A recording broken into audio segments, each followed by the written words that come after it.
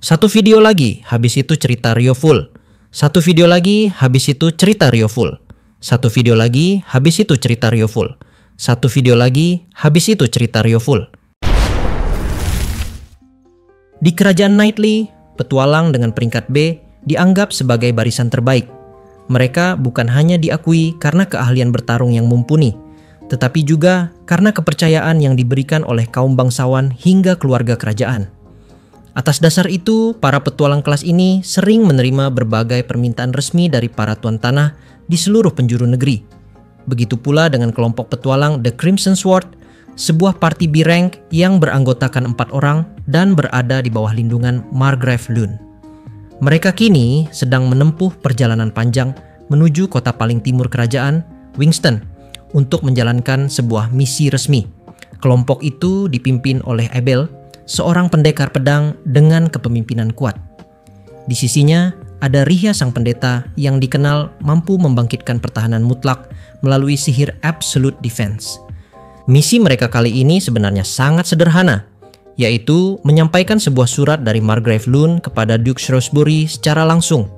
Namun, meskipun mereka adalah kelompok langka berperingkat B dan membawa dokumen resmi, bertemu dengan kepala keluarga Shrewsbury yang memiliki garis darah kerajaan bukanlah perkara mudah. Maka langkah pertama mereka adalah mendatangi kantor pemerintahan kota.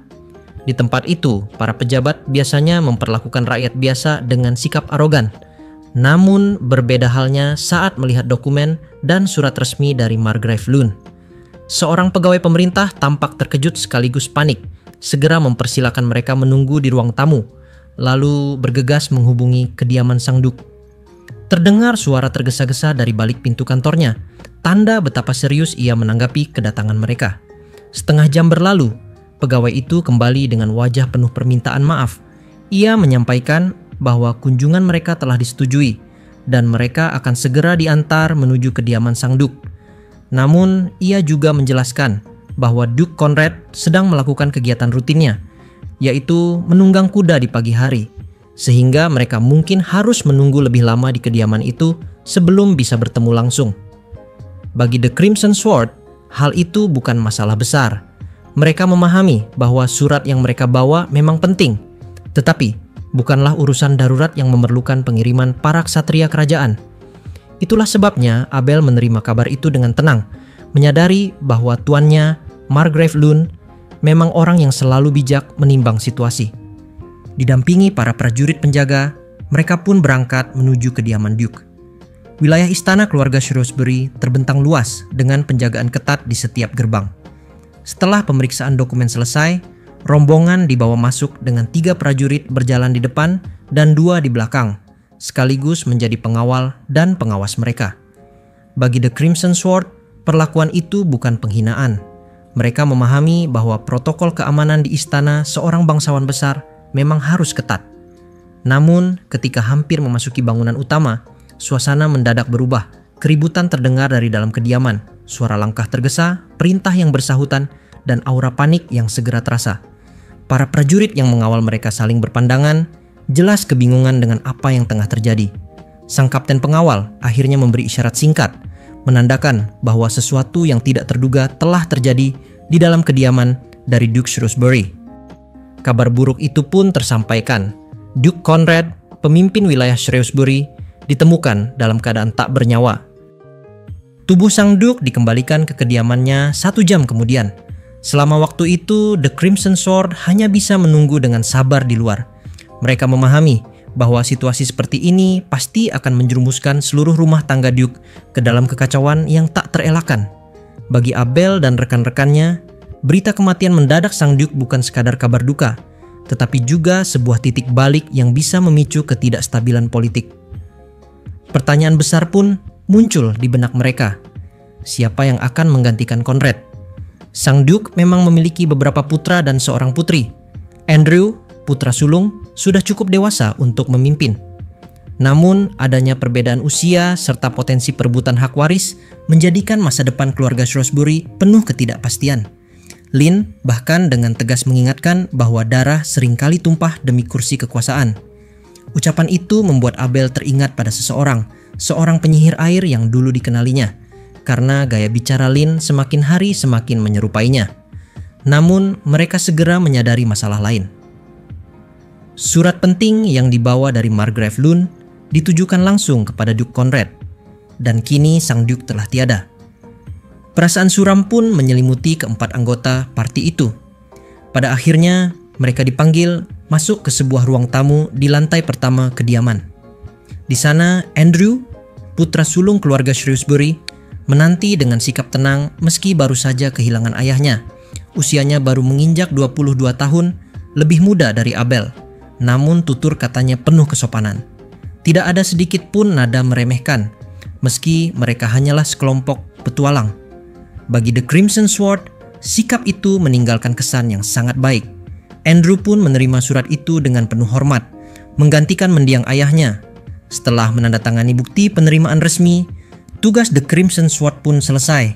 Ada rasa lega yang muncul dalam hati mereka, meski bayangan kematian sang Duke masih terasa menggantung di udara. Keluar dari kediaman itu, langkah mereka berlanjut ke Guild Petualang Wingston untuk membuat laporan resmi. Lokasi Guild berada di sisi barat kota, jauh dari penginapan mereka di gerbang timur. Namun, Rihya dengan keahlian hafal medan yang luar biasa, mampu menuntun mereka tanpa kesulitan. Setelah laporan dibuat, mereka resmi bebas dari misi itu. Meski begitu, perjalanan mereka belum usai. Masih ada surat lain yang harus disampaikan, kali ini ditujukan kepada penguasa kota perbatasan bernama Red Post, namun waktu sudah terlambat. Setelah mempertimbangkan, Abel memutuskan bahwa lebih baik mereka bermalam lagi di Wingston. Perjalanan ke Red Post akan ditempuh esok pagi melalui jalan raya kedua. Dengan perhitungan mereka bisa tiba di sana pada siang hari tanpa harus berkemah di luar. Sore itu, mereka berjalan mencari tempat makan siang yang terlambat. Saat melintasi sebuah alun-alun kecil yang tampak kosong, Abel melihat sesuatu.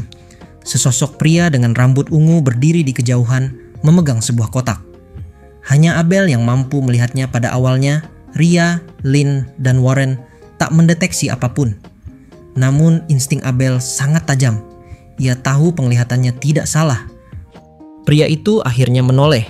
Mata birunya yang bersinar menatap tajam, memancarkan amarah. Abel kenal orang itu. 3 hari lalu mereka sempat bertarung. Rio hampir membunuhnya. Tapi pria rambut ungu ini sudah lebih dulu kabur. Di momen ini, Abel ingat dia. Dan pria rambut ungu ini juga ingat Abel. Abel belum tahu kalau dia adalah mata-mata dari Kekaisaran Debuhi, yang Abel tahu dia adalah musuh.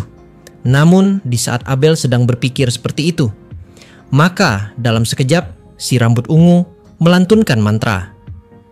3 cahaya api melesat ke arah Abel. Serangan mematikan itu nyaris menghantamnya jika saja Rihya tidak segera melindungi mereka dengan sihir pelindung terkuat, Sanctuary Square. Sebuah penghalang transparan tercipta, menahan seluruh gempuran sihir sekaligus. Kini sosok itu terlihat jelas oleh semua orang. Kata-kata penuh kebencian keluar dari bibirnya, dan dari aura yang terpancar, Abel langsung tahu. Ini bukan sekadar musuh biasa, dia adalah monster. Tanpa ragu, ia memerintahkan rekan-rekannya membentuk formasi segitiga pertama, strategi tempur yang menjadi ciri khas The Crimson Sword. Warren berdiri di garis depan sebagai perisai hidup, melindungi Rihya dan Lynn yang berdiri di belakangnya untuk memberikan dukungan sihir. Abel sendiri maju ke depan, berhadapan langsung dengan sang lawan. Pertempuran pun dimulai dengan kilatan pedang. Gerakan pria berambut ungu itu begitu cepat, tak kasat mata bagi orang biasa. Dalam sekejap, 3 serangan beruntun telah menghujani Abel. Namun sang pendekar pedang mampu menangkisnya, meski terpaksa harus menjaga jarak yang tipis. Abel tahu kelemahan lawannya. Begitu ada jarak tercipta, serangan sihir pasti akan dilepaskan. Karena itu, ia menolak untuk mundur. Mengunci jarak dekat, ia memaksa pertarungan menjadi duel pedang. Sayatan cepat diarahkan ke leher lawan. Namun pria itu membungkuk rendah dan membalas dengan serangan balik menggunakan 1 tangan. Abel menghindar dengan mundur selangkah. Namun seperti yang ia duga, jarak itu segera dimanfaatkan. Mantra kembali dilantunkan. 4 tombak batu tercipta, melesat lurus ke arahnya. Tetapi Abel sudah siap. Dengan ayunan cepat, ia menebas seluruh tombak itu hingga hancur berkeping. Pria itu tampak terkejut, sangat terkejut. Bagi seseorang dengan kekuatan sebesar dirinya, fakta bahwa seorang pendekar pedang mampu menghancurkan sihir itu secara langsung adalah sesuatu yang mustahil. Namun kenyataan di hadapannya menunjukkan sebaliknya. Amarahnya semakin menjadi, pedangnya beradu dengan milik Abel dalam rentetan benturan logam yang memekakkan telinga.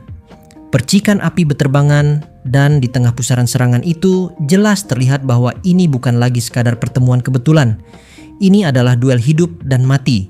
Sebuah pertarungan antara kekuatan yang tak seharusnya bertemu di tengah kota Winston. Pertempuran di alun-alun Winston kian memanas. Abel, sang pendekar pedang, mengklik lidahnya dengan kesal. Ia benar-benar menyadari betapa berbahayanya lawan yang berdiri di hadapannya. Pria berambut ungu itu bukan hanya cepat, tapi juga tangguh, dengan pertahanan yang rapat dan serangan yang mematikan. Satu serangan yang berhasil menembus bisa langsung menentukan akhir pertarungan. Abel paham benar prinsip dasar para pendekar tingkat tinggi. Semakin dekat seseorang pada puncak kemampuan, semakin kokoh pula pertahanan yang mereka miliki.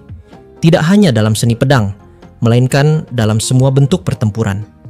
Jika keadaan mendesak, seorang ahli bisa bertahan mati-matian, menunggu celah sekecil apapun untuk membalikkan keadaan.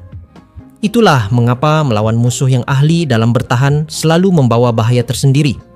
Semakin lama pertempuran berlangsung, semakin besar pula kemungkinan faktor tak terduga membawa bencana. Hal itu berlaku baik dalam duel maupun pertempuran kelompok. Dan seperti nasib buruk yang datang begitu saja, sesuatu yang tak diinginkan muncul di arena. Sekelompok anak kecil, tanpa tahu apa-apa, berlari mendekat ke alun-alun yang kini menjadi medan duel mematikan. Mereka memilih waktu yang paling buruk, mendekat dari arah pintu masuk, tepat di belakang Abel. Jika saja duel itu terjadi di sisi lain alun-alun, Abel mungkin sempat menghalau mereka. Namun kali ini, ia yang pertama menyadari keberadaan mereka. Karena selain fokus pada lawannya, ia juga tetap mengawasi sekitar. Sekilas distraksi itu sudah cukup. Pria berambut ungu mundur selangkah, menciptakan celah yang ia butuhkan. Mantra segera terucap. Hujan api berbentuk ribuan panah runcing meluncur ke arah Abel. Ia tahu bahwa menghindar berarti membiarkan anak-anak di belakangnya mati tertusuk. Namun, tepat pada saat genting itu, sebuah penghalang transparan kembali tercipta. Rihya, sang pendeta, sekali lagi memanggil mukjizat pertahanan tertinggi, Sanctuary Square, yang menahan setiap tembakan dari hujan panah api itu. Waktu penggunaan sihirnya sempurna, bahkan membuat Abel sendiri terkejut. Namun, pria berambut ungu itu tidak membuang kesempatan. Tubuhnya melesat maju begitu cepat seakan berpindah tempat, dan dalam sekejap pedangnya sudah terhunus di depan Abel. Serangkaian tusukan kilat diarahkan padanya, satu demi satu memaksa Abel bertahan habis-habisan. Kini posisi mereka terbalik. Abel yang sebelumnya menekan, kini terdesak bertahan, kehilangan ritme yang sudah susah payah ia bangun sejak awal pertarungan. Ritme pertempuran, itulah yang membedakan antara kemenangan dan kekalahan. Sama seperti seorang atlet yang merasa tubuhnya begitu ringan saat bertanding. Ada momen tertentu ketika segala sesuatunya terasa seirama. Namun kadang, tanpa alasan jelas, ritme itu hancur begitu saja. Dan itulah yang dialami Abel. Kehadiran anak-anak tadi menghancurkan momentum yang ia pegang, memberi celah pada lawannya untuk mengambil kendali. Namun Abel bukanlah pendekar sembarangan. Ia salah satu yang terbaik, seorang elit yang tahu bagaimana bertahan bahkan ketika keadaan mulai berbahaya. Pertahanannya keras, kokoh, dan penuh perhitungan. Meski terdesak, ia tidak goyah. Dari sudut matanya, ia melirik sekilas formasi segitiga rekan-rekannya. Isyarat kecil diberikan, dan sebuah anggukan balasan membuatnya yakin bahwa rencana yang disiapkan sejak awal sudah matang. Abel menangkis satu serangan terakhir, lalu mendorong mundur lawannya dengan kekuatan penuh. Dalam gerakan yang sama, ia melompat ke belakang, menciptakan jarak aman. Pada saat itulah suara mantra panjang yang sejak tadi nyaris tak terdengar akhirnya mencapai akhir. Lin, sang penyihir udara, yang sejak awal berbisik lirih melafalkan sihir tingkat tinggi, kini memanggil kekuatan tersembunyi. Puluhan, bahkan ratusan peluru angin tak kasat mata melesat sekaligus. Hujan proyektil itu menghantam tubuh pria berambut ungu dari berbagai arah, menembus daging dan menciptakan puluhan luka pada tubuhnya. Abel melihatnya dengan mata kepala sendiri. Serangan itu berhasil. Tubuh musuh mereka diguyur peluru angin hingga porak-poranda. Ia bahkan mendengar erangan tertahan, sebuah tanda bahwa serangan Lin tidak sia-sia. Namun, kelegaan itu hanya berlangsung sekejap. Pada saat berikutnya, sosok pria berambut ungu itu lenyap begitu saja. Seakan ditelan udara, ia menghilang tanpa meninggalkan jejak, tanpa sepenggal kain pun yang robek akibat peluru angin tadi. Kebingungan melanda. Apakah ia mati atau berhasil melarikan diri? Dugaan Abel condong pada yang kedua. Kemungkinan ia menggunakan sihir tingkat tinggi, sesuatu seperti transfer, meski ia sendiri tak tahu apakah jenis sihir itu mungkin dilakukan. Yang jelas, lawan mereka bukanlah orang biasa. Bukan hanya dari kekuatan pedang dan sihirnya, tetapi juga dari keberadaan misterius yang selalu menyelimuti dirinya. Pertarungan itu berakhir bukan dengan kemenangan, melainkan dengan kepergian yang menggantung. Sebuah bayangan ancaman yang belum selesai dan keyakinan yang tertanam dalam hati Abel bahwa pria berambut ungu itu, serta siapapun sekutunya, akan kembali.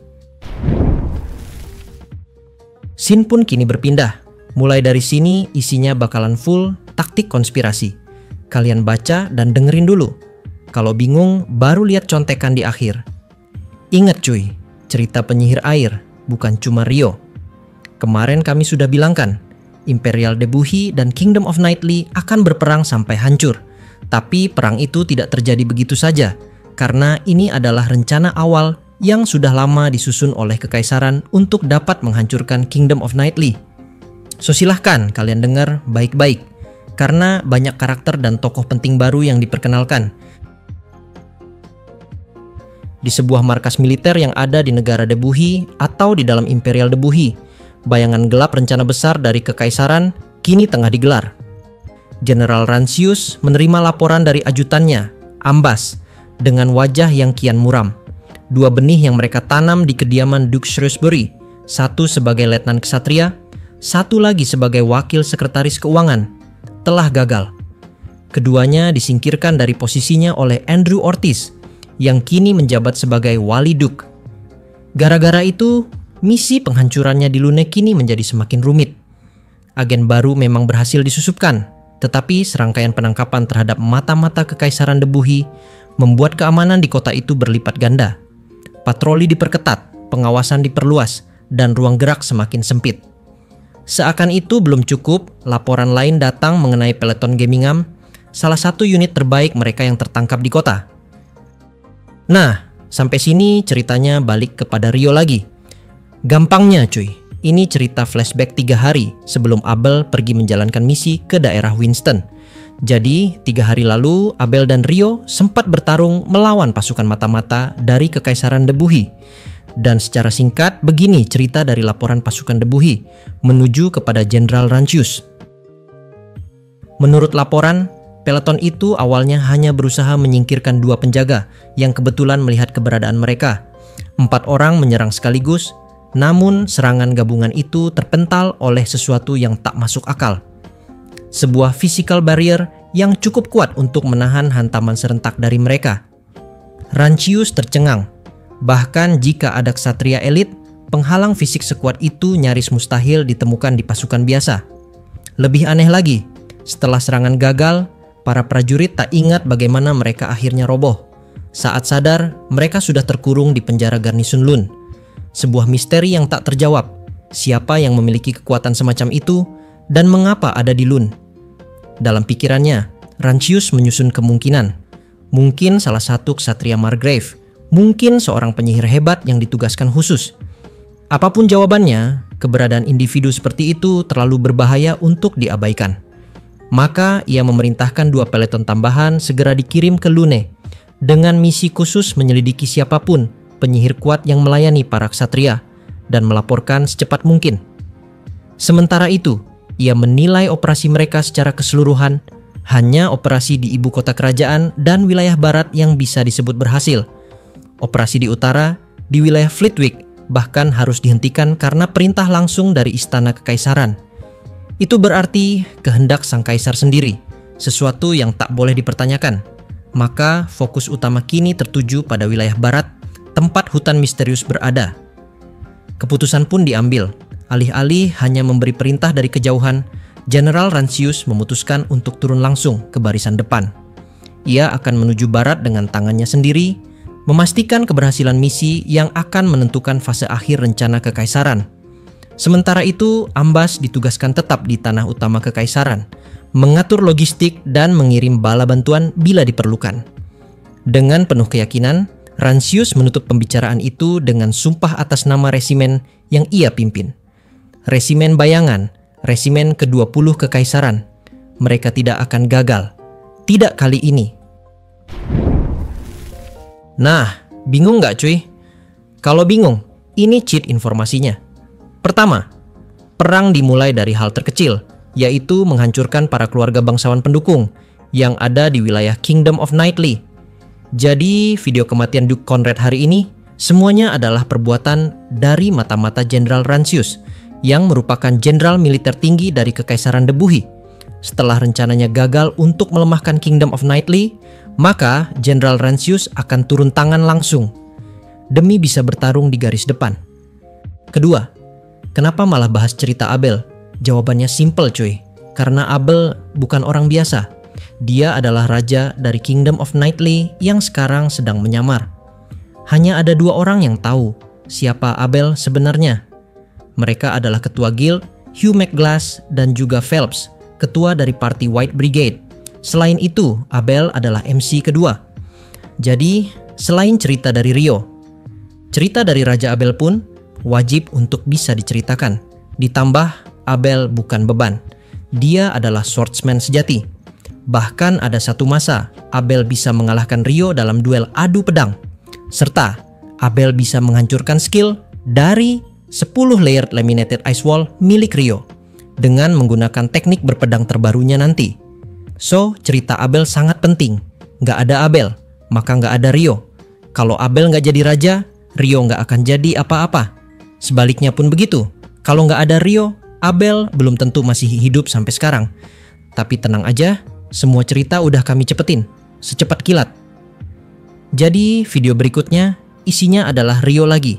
Sesuai dengan permintaan dari kalian yang bilang cuman mau lihat Rio aja.